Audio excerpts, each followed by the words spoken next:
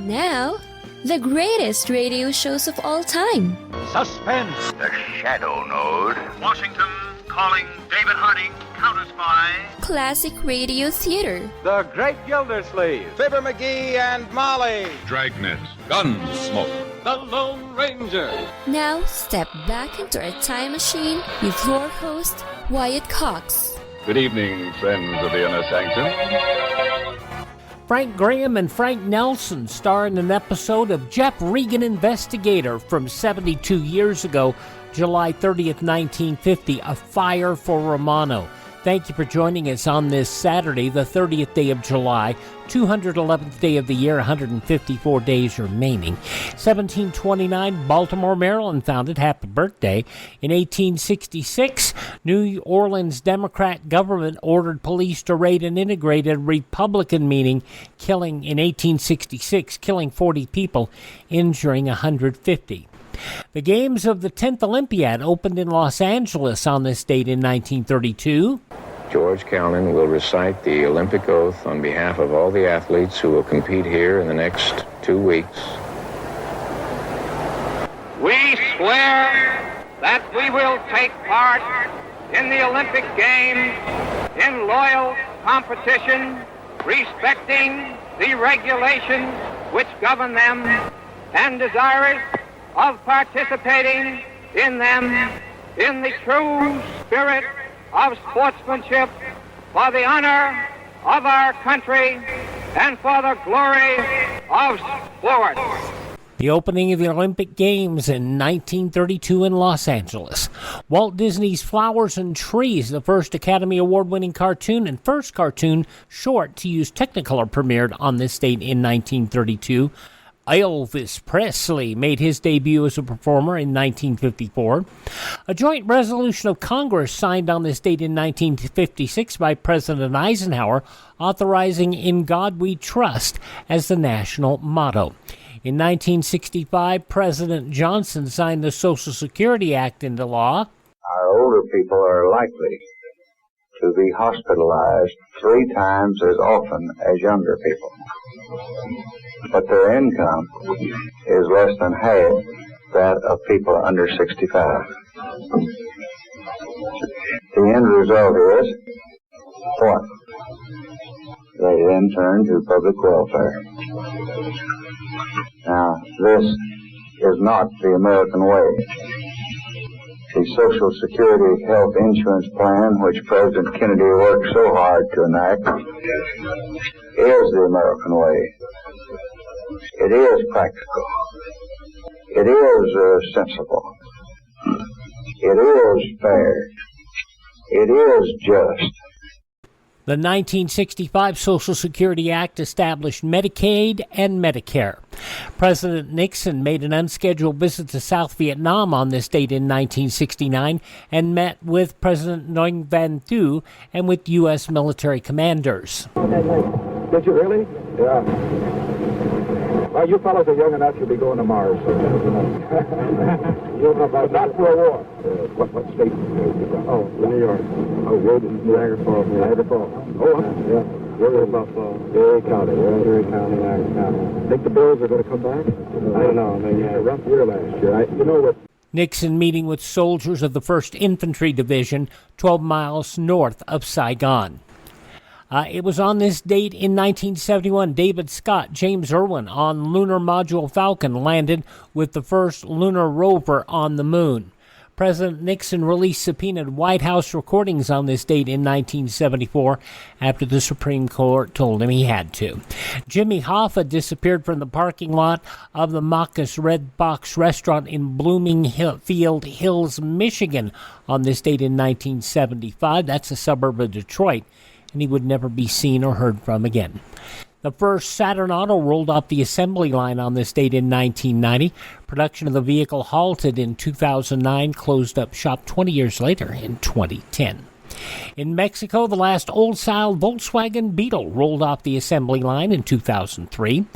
And it was on this date in 2020, NASA's Mars 2020 mission launched on an Atlas V rocket from Cape Canaveral. Passing away on this date in history, poet Joyce Kilmer, the founder of the province of Pennsylvania, William Penn, actress Claudette Colbert, record producer Sam Phillips, Swedish stage and film director Ingmar Bergman, singer Lynn Anderson, actress Gloria DeHaven, and Herman Cain. This is the birth date of Henry Ford, the industrialist, also baseball's Casey Stengel, the man who said, "Please don't squeeze the Charmin," Dick Wilson, and Cookie from the 77 Sunset Strip show, Ed Burns. Happy birthday number 81 for Paul Anka. David Sanborn, one of my favorite saxmen, 77 today. Arnold is back. Arnold Schwarzenegger, 75. Designing Woman's Delta Burke, 66. Country singer-songwriter Neil McCoy, 64. Lawrence Fishburne, 61. Celebrity chef Alton Brown, his good eats, 60 years old today. From Friends, Lisa Kudrow, 59. From Independence Day, Vivica A. Fox, 58. From Everybody Hates Chris, NFL player Terry Crews. From Boys Don't Cry and $1 Million Baby, Hilary Swank, 48. From My Name is Earl and Joe Dirt, Jamie Presley, very funny lady, at 45. From Jane the Virgin, Gina Rodriguez is 38. And Miss Joey King from Ramona and Beezus and the Act, 23 years of age. Those some of the people celebrating the 30th day of July as their birthday. If this happens to be your birthday... Hi, we're the Four Freshmen, and we just want to say, Happy birthday to you! 72 years ago, July 30th, 1950, Jeff-Regan Investigator on this Saturday Classic Radio Theater with Wyatt Cox. Now on Classic Radio Theater with Wyatt Cox, Frank Graham, Frank Nelson, Jeff-Regan Investigator from 72 years ago, July 30th, 1950.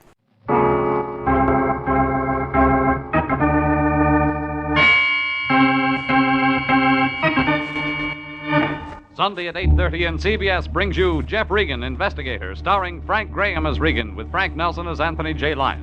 So stand by for mystery and suspense and adventure in tonight's transcribed story, A Fire for Romano.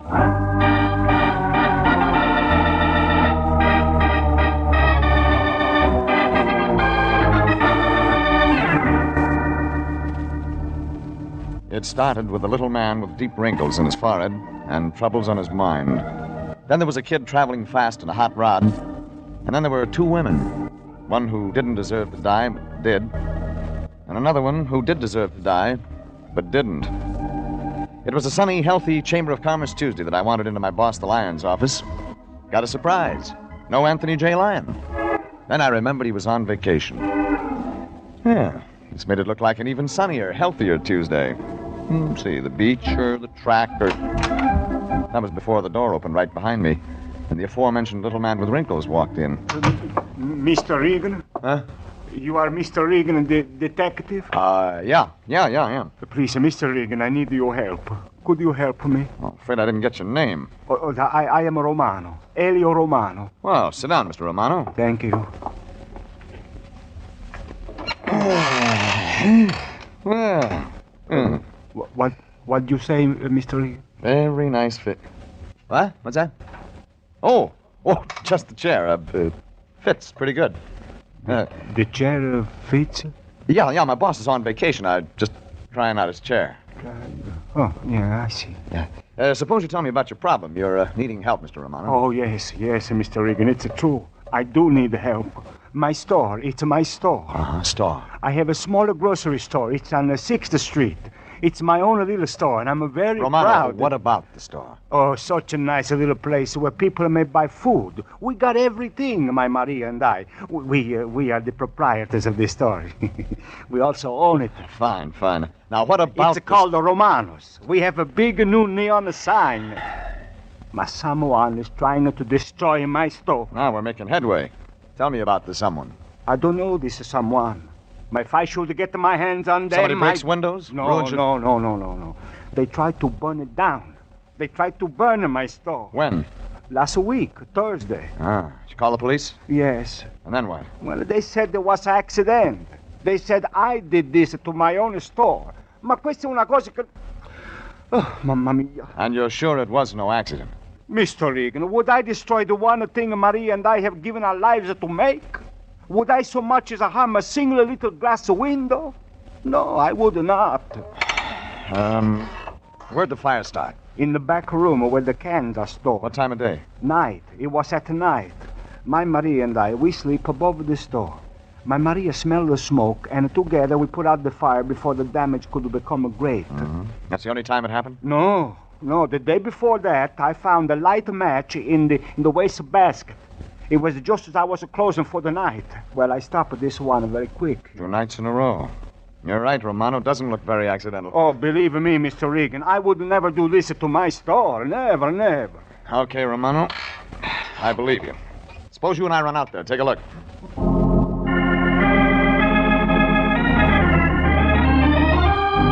The little man with the wrinkled brow got in the car beside me, and we drove out 6th Street, past Alvarado, past Union. We parked in front of a small grocery store with a big neon sign over the door. The sign said very proudly, Romano's. And my client, Romano, glanced at it, nodded approvingly, and we walked in. Oh, Elio, you're back safely. That foolish woman. Of course I'm back safely. And this is Mr. Reagan, the detective. See. Mr. Reagan, my wife, Maria. A very foolish woman. Elio, twice said it's too much. How do you do, Miss Romano? What a pig of a husband. If you worry about him and he says so, he call you foolish. If you do not worry about him, he say you don't care. Maria. Mr. Reagan is going to help us. He promised he will help us. You told him everything, Elio. Maria, please. Everything, Elio. You promised me you would tell Mr. Reagan everything. See. Well? Suppose you tell me, Mrs. Romano. See, Maria. Suppose you tell me. Elio. Mr. Reagan, in the first place, you must know that we do not have much money. See, very little, Mr. Reagan. In the second place, you must know we do not have many friends. See, very few. Now, we'll work out the money later, Miss Romano. Tell me about the friends now. Maria, tell me. We believe certain things, Mr. Reagan. We run our business our own way, and no one can tell us otherwise. We believe in being our own boss. Mm-hmm. That's why you have very few friends? See, that is why. Mr. Reagan, please, come with me. Right away, I show you where the fires start. Please, come with me. Romano led me into a small back room behind the counter. There were shelves filled with canned goods and paper cartons. He showed me the wastepaper basket near the door. Easy to toss a match in through the window above it that opened onto the alley. There were a few charred pieces of wood here and there, but very little damage had been done. Still, if everything Romano said were true, it didn't look like an accident. It was while he was pointing out the burnt wood that a customer came in the front door. I moved over toward the doorway and listened. Well, we'll see about that when I tell my neighbors. It was then that things began to get interesting. I looked out. Plump, smug-looking woman carrying a heavy purse, her eyes glaring behind rimless glasses. That's your idea, eh? To force as many people in here as you can? Well, there certainly must be some law against people like you. Please, Mrs. Wilson. I just wanted to make sure, that's all. And I must say I got what I came for.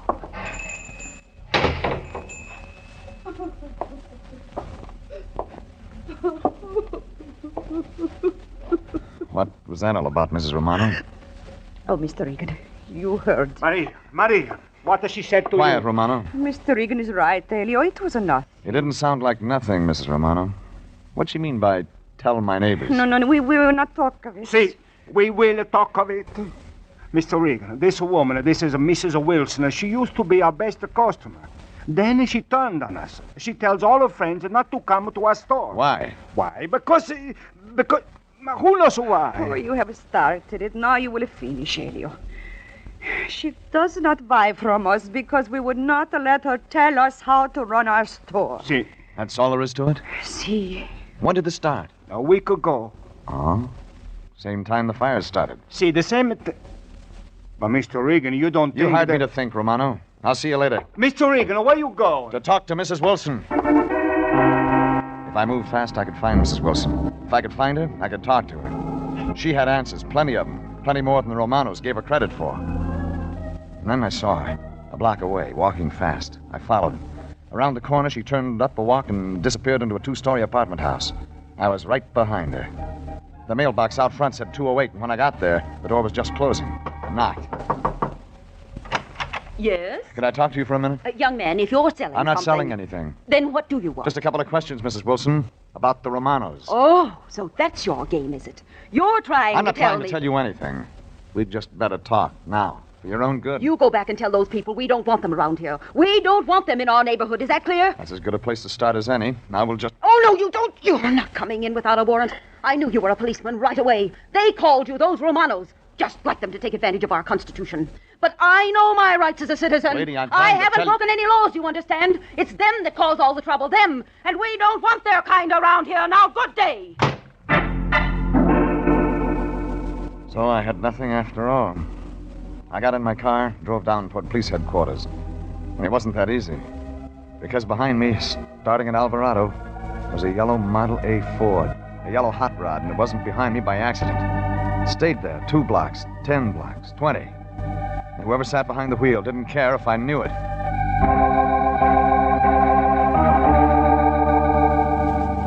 He stayed that way until we reached a block without traffic, and then suddenly the yellow car gunned up in the rearview mirror. And I could see a young kid hunched angrily over the steering wheel, and there wasn't any doubt about what a kid like that had on his mind or what he was going to do. He moved the car up close, next to mine, and yelled something angry kids yell, and suddenly his yellow coupe shot out ahead and cut into me.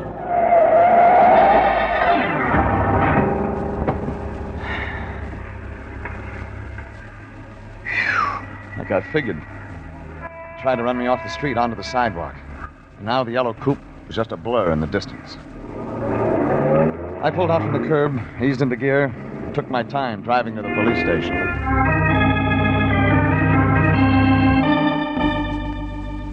The police told me to check with the arson squad.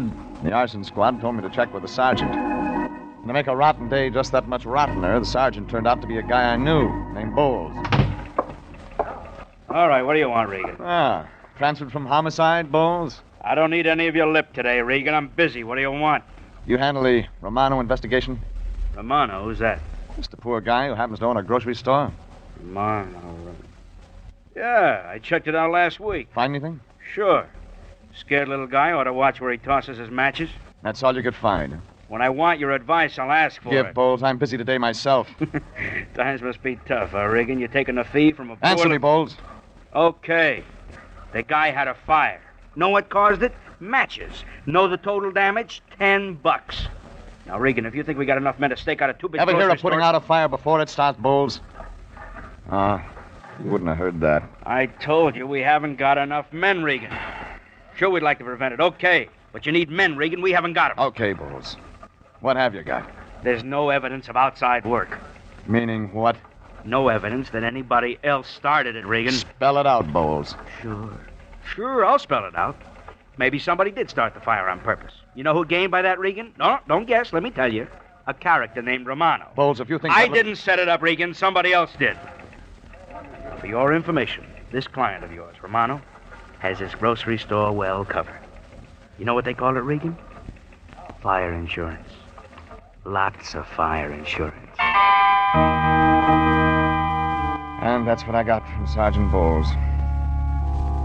I left the station, drove down to a chop house on 3rd Street, had myself a big dinner, and tried to think. And it wasn't that easy. Ideas would fit together during the salad and go to pieces during the steak. By the time I got to dessert, it was anybody's guess. I paid the blonde waitress and drove out 6th Street, watching the streetlights go on and hoping one of them would shed some light on the problem. But when I got past Alvarado, I didn't have time to think. I stepped on the gas, drove faster, into streets becoming crowded, alive, into confusion and fire engines, into shouts and smoke. A man in a fire helmet directed me over to the side of the road, and I parked and got out and walked into the excitement and confusion and heat, and into a sweaty, curious, open-collared, open-mouthed, hot-eyed, staring mob. And there were shouts all around me. Hey, Joe. Hey, Edna. Hey, Pete. Come take a look. Romano's, the grocery store. It's burning down.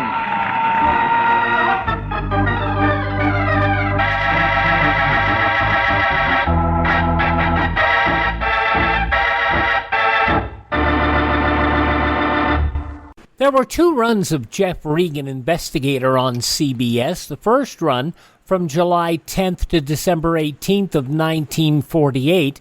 According to writer William Frug, Webb fired from the series. He wanted too much money. But that's another story.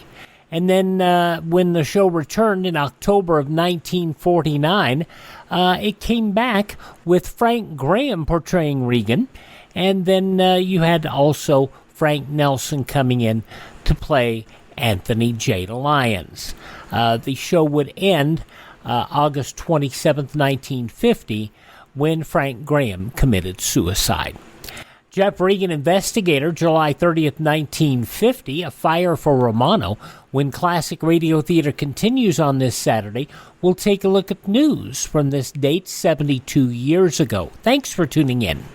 It's a big, bold story set in the heartland of America, along the edge of Lonely Mountain. I am open for business. And so Big William Gorgon, played by handsome Michael James, fiercely set down his Midwest roots. Oh, darling, we're going to sell bathrobes and raise chickens. Set his adoring wife, Wilhelmina, portrayed by beautiful Glenda Olsen. Oh, I love our store, Will. But they hadn't counted on Big Ralph's bathrobes and cattle store coming to town. Oh, Will, what will we do, Will? Will had a plan, a way of facing off against tough Big Ralph. We're going to change the face of America. We're going to advertise. Ad for what? With print, broadcasting, and bus benches. We're going to tell people who we are and where we are. What's a bus? And so the story of how one man brought advertising to the heartland. Oh, will it work? It will. Well, my name ain't Will, Wilhelmina. You got to advertise or we'll die. And so the greatest marketing story of all time is here. Advertise or die, dopey.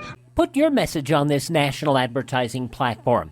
Email classicradiotheater@gmail.com. classicradiotheater@gmail.com.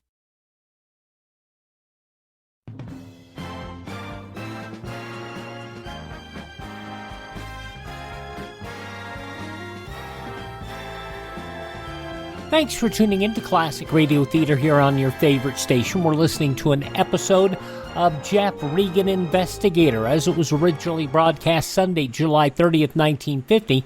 In the newspapers of that Sunday, 72 years ago, these were some of the headlines. A chemical engineer and his female secretary, who allegedly covered up for a key Soviet atomic spy and possibly delayed cracking the Fuchs espionage ring for 2 years, arrested by FBI agents in Cliffwood, New Jersey. 37-year-old Abraham Brothman, former employer of confessed spy courier Harry Gold, and 34-year-old Miriam Moskowitz, his secretary, arrested at the Ulster Chemical Company, which they own. They were charged with arranging with Gold to lie to a 1947 New York grand jury investigating possible espionage. The East German communist regime yesterday invited seamen who served in Hitler's fleet to volunteer for the new Navy police.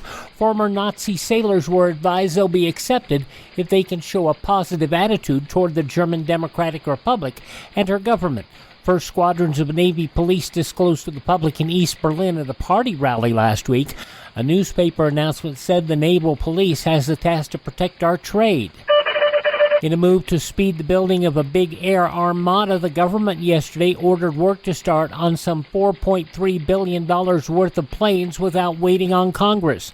Certain the money will be voted, the Air Force sought to save weeks of precious production time by signaling 200 manufacturers of planes and parts to get going. It may be late August before Congress completes the appropriation. With heavy accents on Korea, foreign policy shaped up yesterday as a likely major issue in the November congressional elections. A Republican white paper contending that administration Far Eastern policies virtually invited the communist attack on Korea was reported near the final drafting stage yesterday. Although work on it has been underway for weeks, interested Republican lawmakers said it will be the party's official answer to recent Democrat charges that Republican isolationists gave Russia the false assumption that the U.S. would not aid South Korea against aggression. They say that when dog bites man, it's not news, but when man bites dog, it is. And in Paris, Justin Roulet, a pharmacist assistant, fined $15, 5,000 francs, because he didn't like his neighbor's Cocker Spaniel. Monsieur Devois, owner of the dog, testified in court that Roulet lifted the dog from the ground up to his mouth and bit him cruelly in the neck. And the Georgia State Department of Labor awarded job insurance to girls who quit work at a South Georgia store. The sales girls had been ordered by the store manager to wear pocketless dresses to work. Store manager warned if any pockets appeared, they'd be sewn up. The gals quit and applied for unemployment benefits. And a demoralized Chicago policemen's baseball team lost an 11-5 decision to a neighboring police district. They were accustomed to losing, though. Earlier in the day, they lost their pants, shirts, and a dozen bats to a thief. Those some of the day's top news stories as reported in the newspapers of Sunday, July 30th, 1950. On your radio, Jeff Regan Investigator. The conclusion next on this Saturday Classic Radio Theater with Wyatt Cox. Before there was cops, there was Night Watch. Reporter Don Reed and anchoring the trip down the mean streets of Culver City, California from 68 years ago, July 31st, 1954, and that will be on Sunday's Classic Radio Theater. Several cases, one about a little lost boy. Cops return to his house, his parents aren't home, and then another house burns down. It's arson and a domestic violence case. That's some of what's coming up on Sunday's Classic Radio Theater. Like I said, Cops was only groundbreaking in the fact that they had video. Going back to 1954, they had a radio version. But now the conclusion of Jeff Regan Investigator, 72 years ago, July 30th, 1950, a fire for Romano.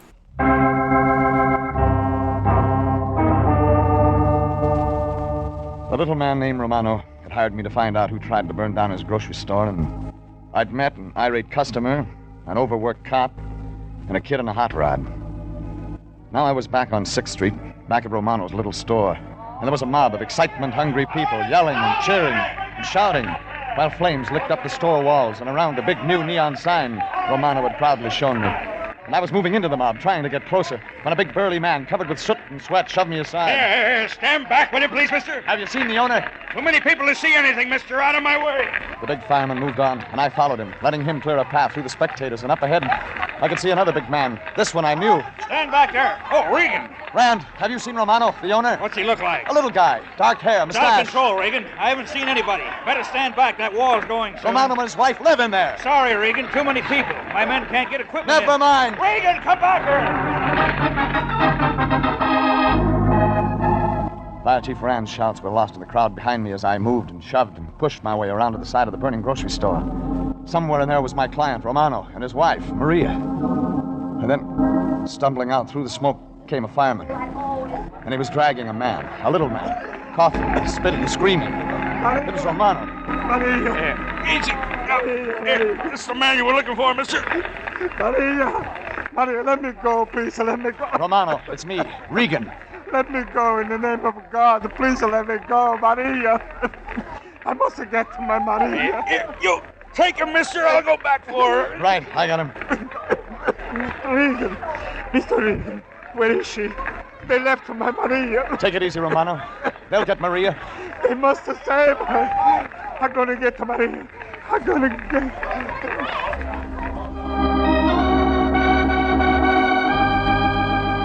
I pulled the little man away from the smoke and heat and people and stretched him out on the pavement. In a few minutes, his breathing became regular and the coughing stopped, and he slept. And 10 minutes after that, the big fireman came out with Maria and placed her on the pavement beside her husband. Only Maria wasn't coughing or breathing. She was dead.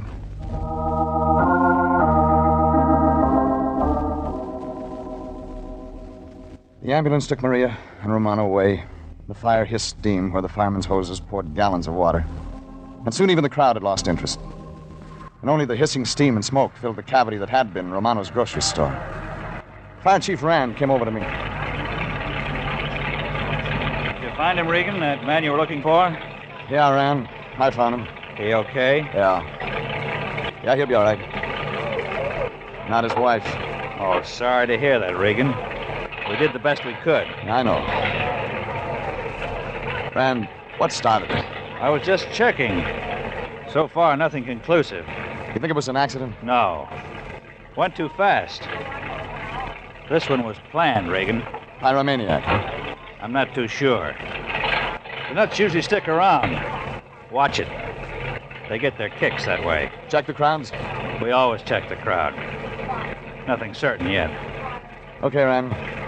Thanks. Regan, When you see Romano, tell him we did our best.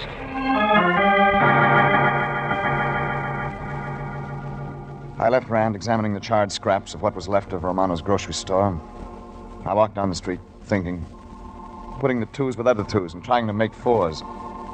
And then I saw something up ahead, and I forgot about the twos and fours and moved faster. It was a yellow Model A Ford parked 3 blocks from the scene of the fire, sitting quiet, docile, far from the nearest streetlight.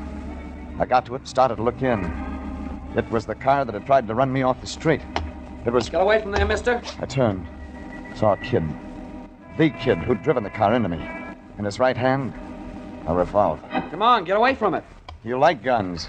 Now get me things. Come on. You also like matches. Shut up! You also like killing people. He blinked when I said killing, and I dove across the sidewalk at his knees and we went down together, rolling on the pavement and digging for the gun. And it was anybody's weapon until I felt the cold steel of it pressing between us, saw the barrel moving up under my chin, heard the report.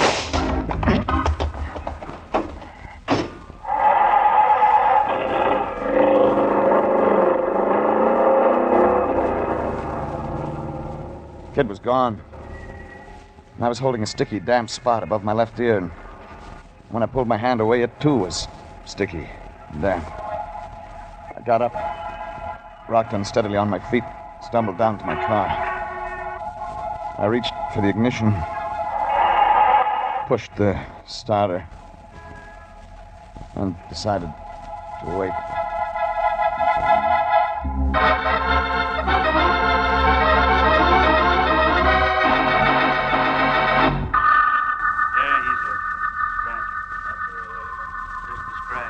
Voices and faces, and voices and lights, and a big blank wall to stare at. I waited, not being sure, and then I opened my eyes, and the blank wall was the ceiling, and the face was Sergeant Bowles. Who said it was just a scratch? Lay down. What's going on around here? Said lay down. You want to hurt something or something? Bowles, your humor stinks. Where are we?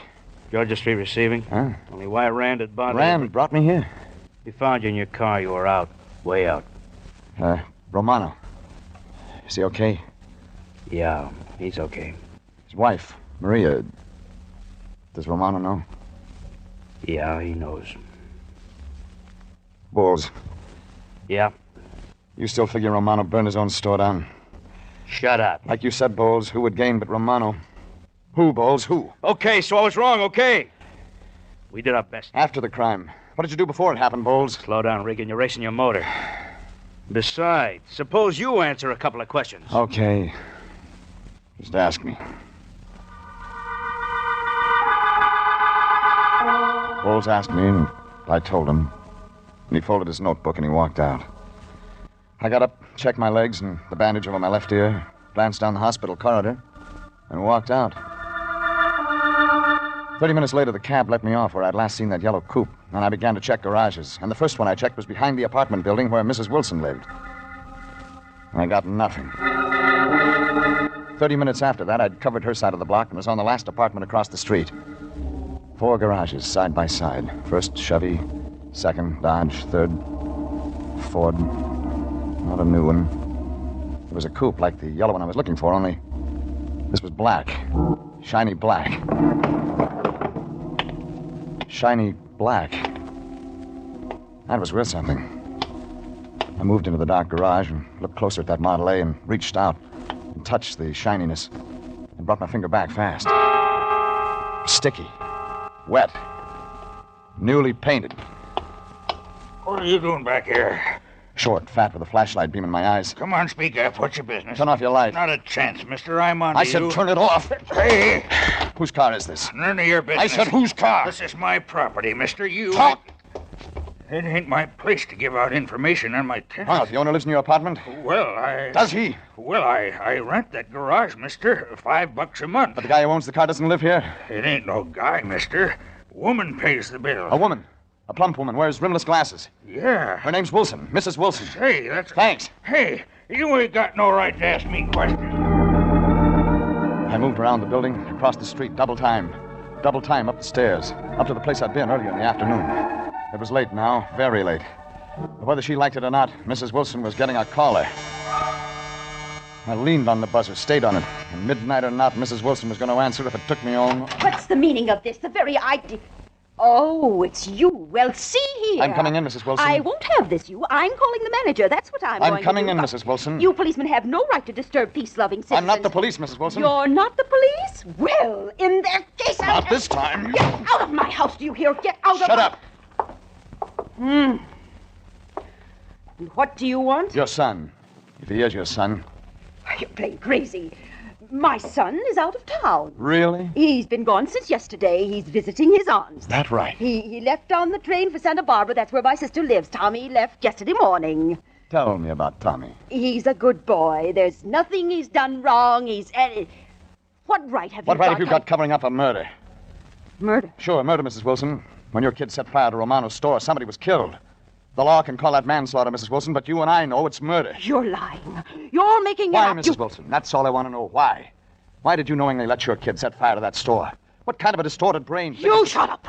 What those people got, they deserved. We don't want their kind in this neighborhood. We've got our rights. Who's we? Citizens. Real American citizens. Oh, Romano's not, is that it? There's no place here I think I'll just look around, Mrs. Wilson. Where are you going? Look around. Something brought this business to a boil. You stay out of there! Ah, I wasn't going in. But since you made a point of it. Kitchen. You get out of here. Now, why would you care if I looked in your kitchen, Mrs. Wilson? Interesting. Very interesting. You've got no right to come in Coffee, here and... sugar, soap. Oh, Lots of it. Let's see. Say about 24 cans of coffee. A couple of cases of soap. And there's a sugar there. I paid for it. It's my right to buy what I want. Romano can't tell me so what I'm that's it. supposed... Romano tried to tell you how much you could buy. No dirty, filthy foreigner is going to tell me Say, what I that's can... right. You're an American. A real patriotic American. Right. The Constitution says you've got a right to buy as much as you want any time you want. You've got your rights. Remember, you're telling me that. So I'll thank you to keep your nose Your out kind of my belongs business. behind bars, Mrs. Wilson. What? Your kind can't eat off the same table with Romanos. Your kind belongs out back in the pig pen, where you can wallow in your soap and coffee and sugar and greed. How dare you? Get back with the pigs, Mrs. Wilson. Somebody left a loophole in the Constitution. Why? Stand right where you are, mister. Well, that makes it complete. Oh, Tommy. Oh, my Tommy. I thought I stopped you once, mister. Oh, he said such horrible things, Tommy. He said such terrible things. I won't be saying much when I get through with him. When you get through with what? Oh. Haven't you killed enough for one night? Killed? Mrs. Romano's dead. Dead from the smoke and flames and hate your mother cooked up. Oh, no. I wasn't going to kill her. Sure, just a little fire. Burn them out of the neighborhood. It's your mother's idea. Tommy, don't let him talk to me that Sure, way. they always start that way. Just a little hate. But it builds, doesn't it, kid?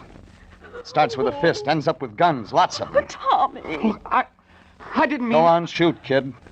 Make the neighborhood safe for Americans. Your mother's kind of Americans. Kind that breeds hate and greed and gets fat doing it. Tommy, make him stop. Shoot, kid. Go ahead, prove she's right, that you can kill because you're special like she is. Tommy! Give me that gun.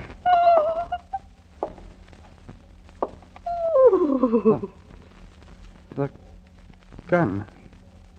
Gun. Thanks.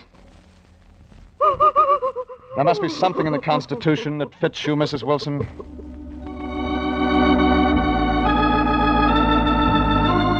And there was. Murder, arson, whatever you want to call the crimes of Mrs. Wilson. You might say she was fighting for a fifth freedom. The freedom of grab. And she won. The right to spend the next few years grabbing the bars of her own private cell.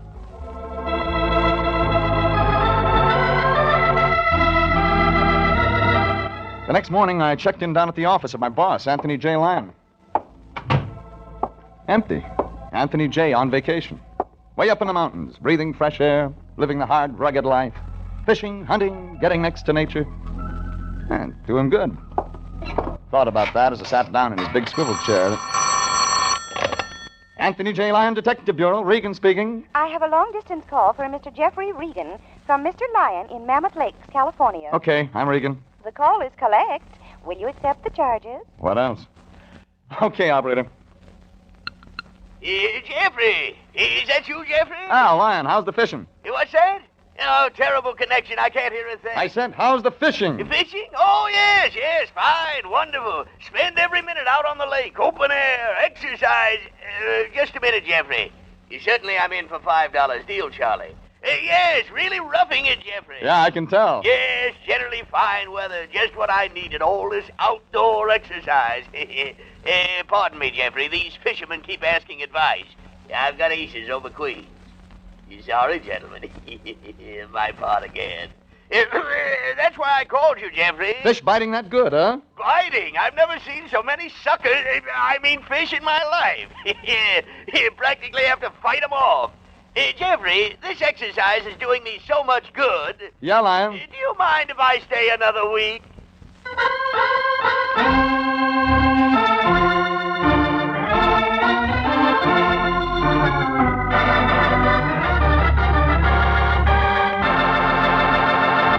Jeff Regan, Investigator is written tonight by William Frug, produced and directed by Sterling Tracy, and stars Frank Graham as Regan with Frank Nelson as Anthony J. Lyon.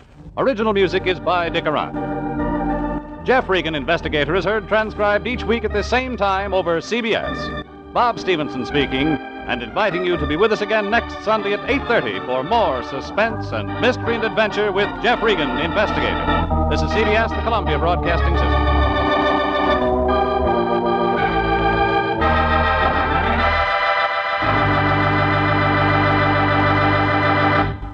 July 30th, 1950, Jeff Regan, Investigator on Classic Radio Theater with Wyatt Cox. Visit the webpage, classicradio.stream, to hear our shows on demand and contact me there. Please thank this station, support the advertisers, and tell your friends the great radio shows are right here at this spot on the dial. Classic Radio Theater with Wyatt Cox on your favorite radio station.